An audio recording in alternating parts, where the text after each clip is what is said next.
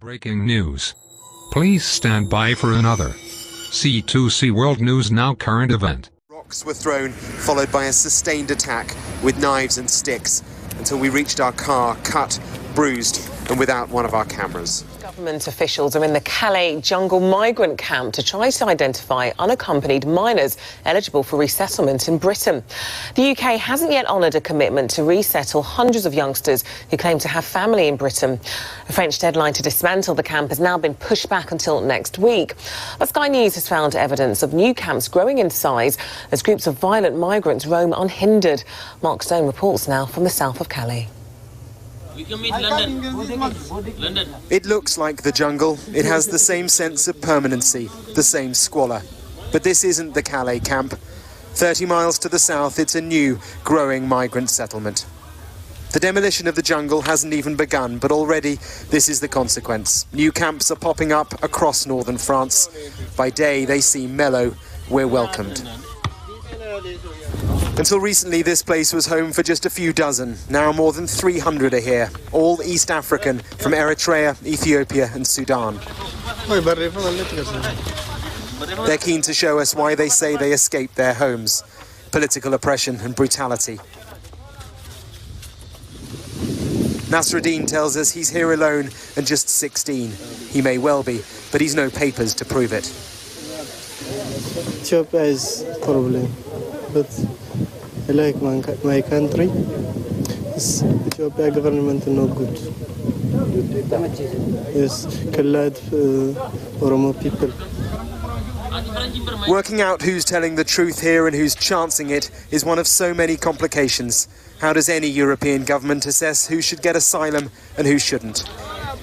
Regardless, the conditions they're in here and in the jungle are truly horrendous, and the effects on their health is clear. In the distance, less than a mile away, a service station, a truck stop, and the motorway to Calais and the UK beyond. In the ditch next to the truck stop, we find plenty to suggest that the migrants are here regularly. But to see what they do here, you need to be out at night. We drove back to the same service station at just after 10:30. But because of what unfolded over the next 20 minutes, we only have garage CCTV to show bits of what happened. We arrived on the forecourt and moved away towards the ditch area on foot.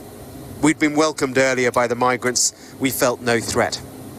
Another security camera picks up a small group moving towards us.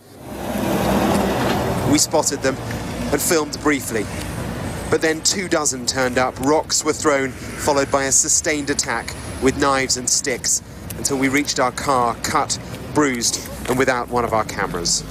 What we experienced here last night was frightening. These men are evidently violent and they're dangerous. They wrestled us to the ground and they hit us. And it's not unusual. It's happening here on a nightly basis. You can see in the undergrowth right next to the petrol station where they gather waiting to get on trucks. And it's not just at this location, but at petrol stations and port approach roads right across northern France.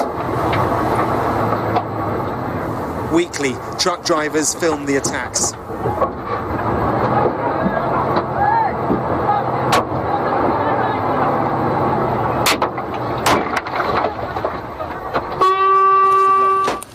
Dave King is a volunteer at the jungle. He's been in and out of the place for a year now, and he knows it better than most. If we take the view that they're all a bunch of thugs, then that's absolutely wrong. If you take the view that they're all a bunch of poor innocent refugees here, wrong. No, it's a community of 10,000 people with some wrong uns there.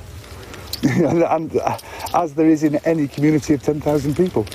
But to make the judgment on the entire community based on the activities of one small element is nonsense. What is clear is that the authorities here still have no real grip on this. Vulnerable people are suffering and the violent core is free to roam. Mark Stone, Sky News in northern France. This has been a C2C World News Now current event. Stay safe, everyone.